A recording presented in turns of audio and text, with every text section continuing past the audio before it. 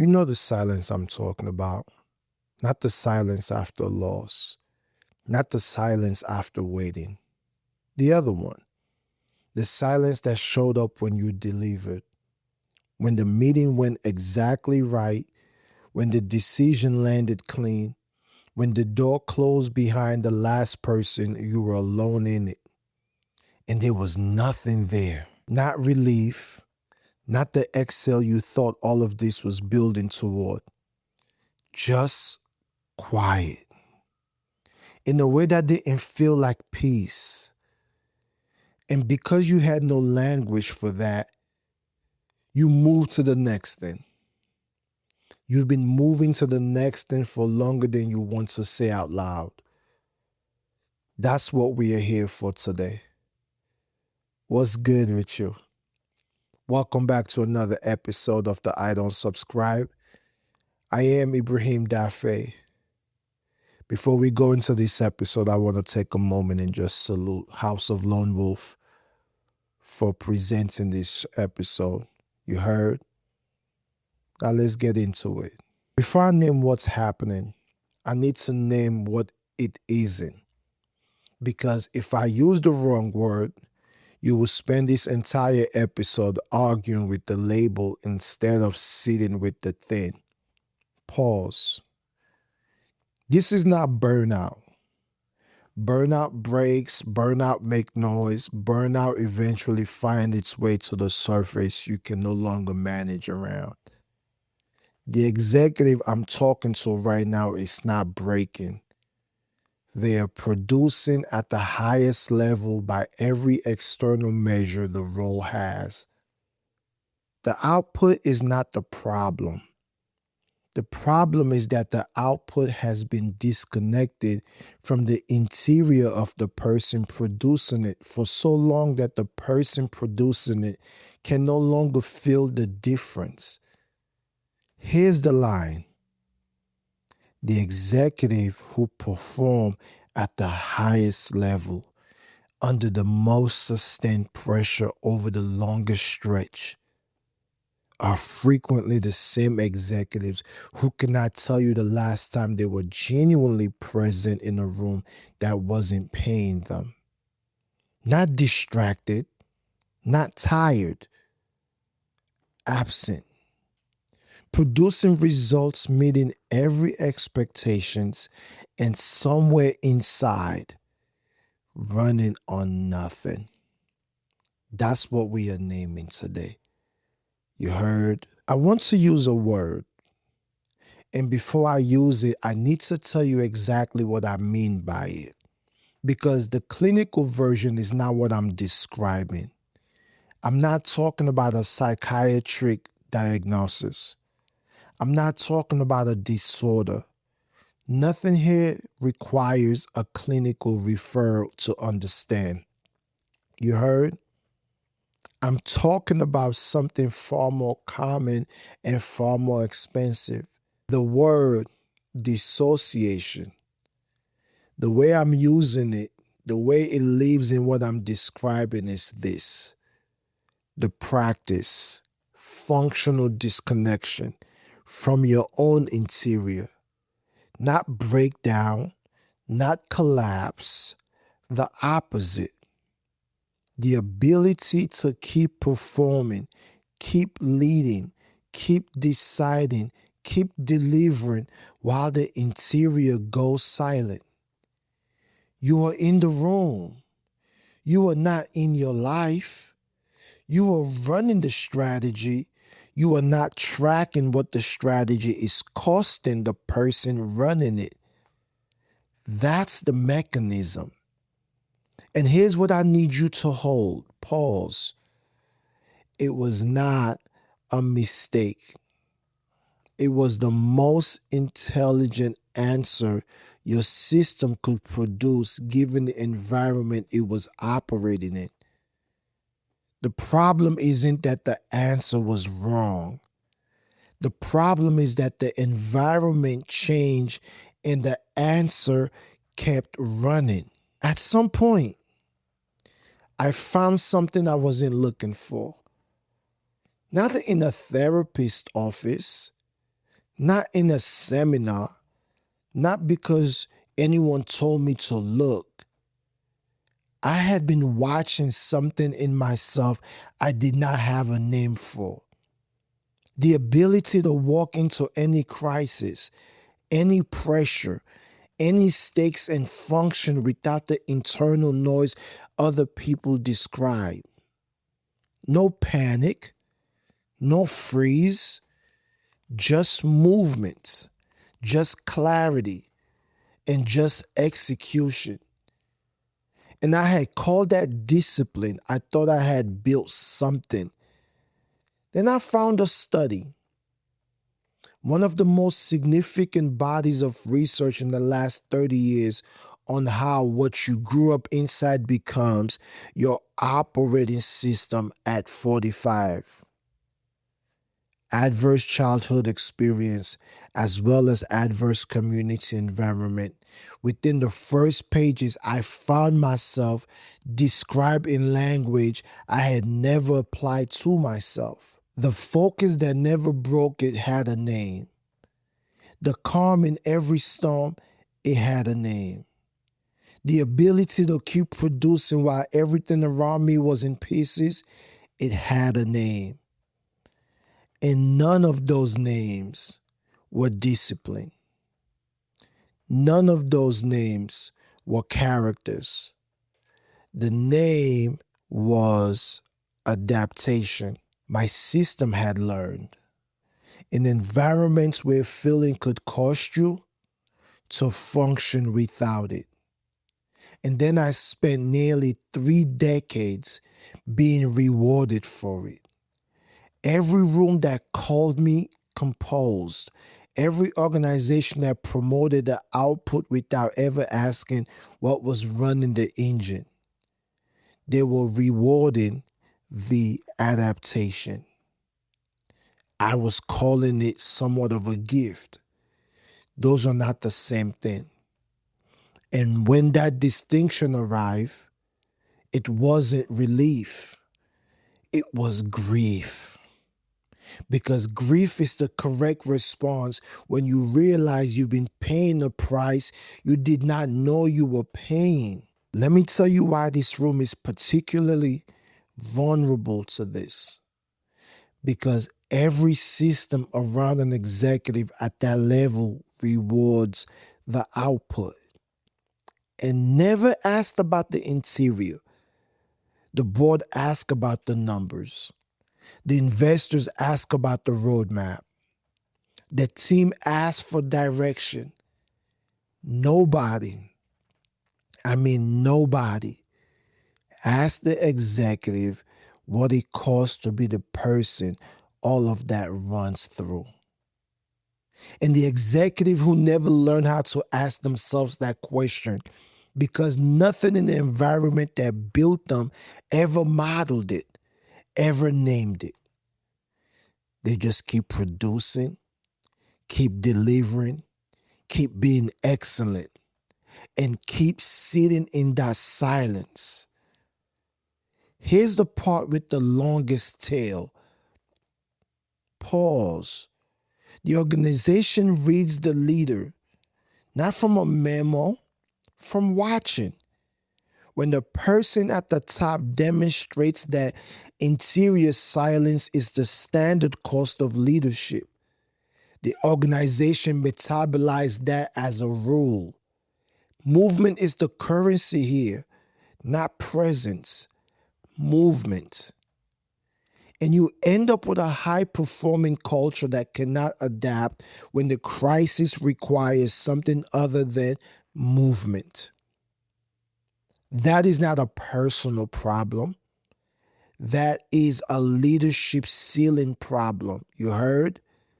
And it was built by the most capable person in the building. So now, if something in this episode so far is landing, but you can't yet name what you are holding, then the 7-minute executive crisis framework is the diagnostic.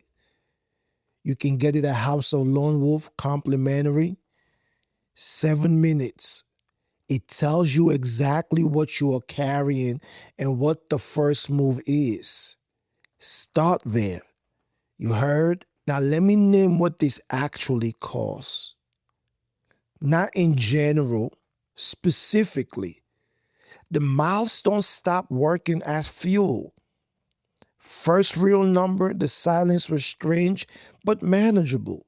You move the next target and clarify some things. By the time you are at the number you are at, now the silence is longer. The next target takes more to locate. The mechanism is still running. The fuel efficiency is dropping. And the second course, the people closest to you try to name this in ways you could not quite receive.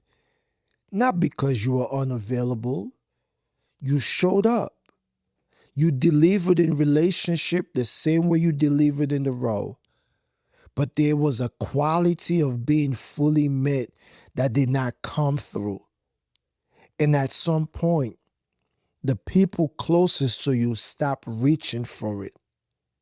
Not because they gave up, because the system they were reaching into had nowhere to put what they were offering. That is not a character failure. That is the adaptation doing exactly what it was built to do. The third course has the longest tail. The executive who can't be reached builds a culture that can't be reached, not on purpose, by demonstration. The people around you read what you show them is allowed. And the life that was supposed to be on the other side of all of this, like the relationships, the presence, the ability to want something that isn't attached to a deliverable, gets narrower. Not because you failed, because the operating system that got you here was never designed for that terrain. You heard? Here's the line I want you to keep in your memory bank. I want you to attach this line with you after this episode ends, because the discipline that built your career is not a character trait. It is a nervous system that learns to function without feeling. That is not strength. That is the original one doing its best impression of one. I know the instinct when you hear that. The instinct is to defend it. To say, but it worked. It did. I'm not telling you the adaptation was a mistake.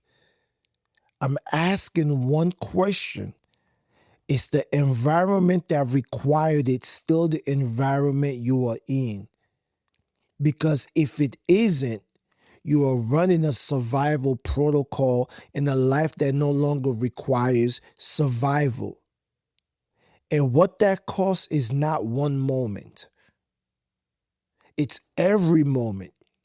Every milestone that lands in silence, every relationship that can't quite reach you, every version of your life that exists on paper but not inside of you. The executive who can perform and be present, who can run the organization and actually inhabit the life it was supposed to be funding, is not less capable. They are more dangerous because they are operating from everything, not just the part that they learned to survive. You heard? One move. That's all I'm asking for. Not a framework, not a 30-day plan. One move tonight, after you listen to this, after the notification stops, after the roll goes quiet, for whatever window you have, find somewhere still. No screen, no input. Ask yourself one question. Not how am I doing? The adaptation will answer that with the performance review. Not what do I feel? The system will convert that into analysis. Ask this. What came at me today that I rerouted before it landed? Not what happened, not how I performed. What arrived and got redirected before it could register. One thing, name it. Don't analyze it. Don't work it. Don't make it a task. Just name it. Set it down. Let it be there. That is the move. Small enough to do tonight.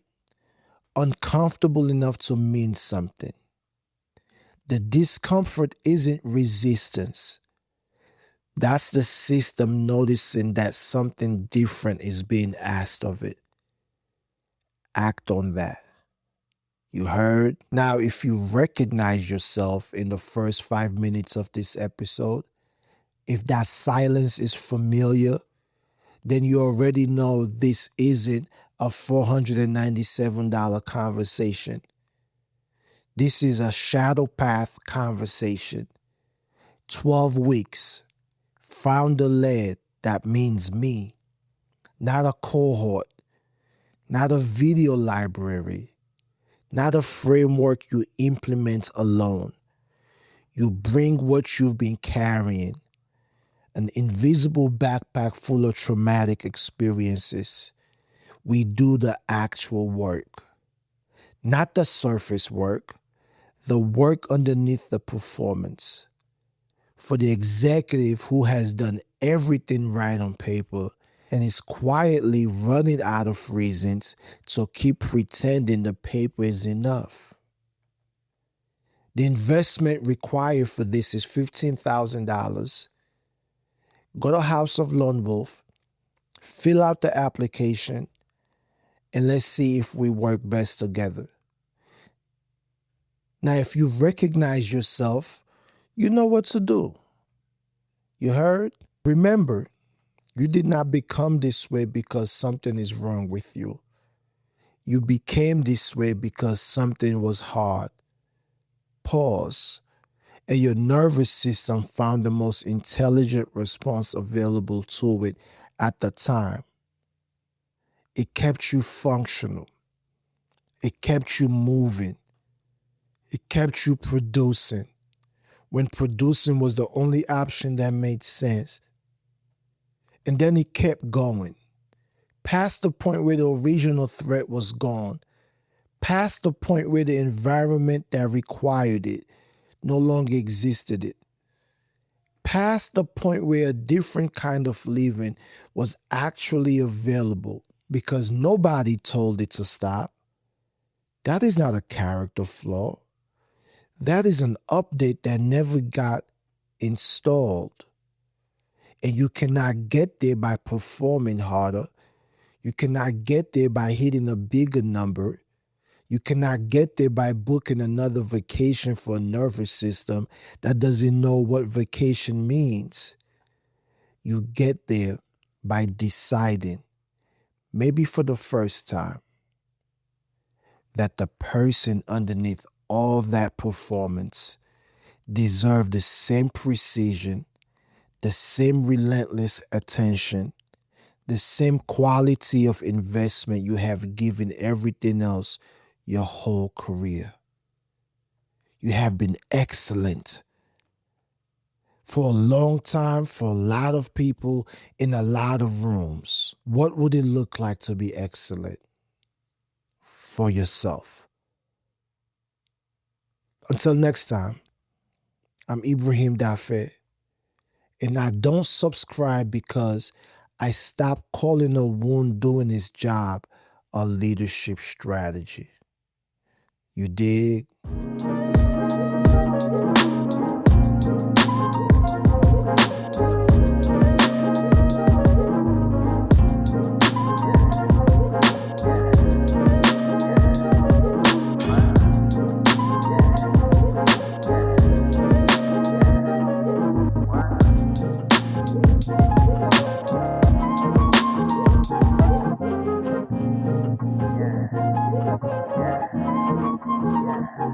What?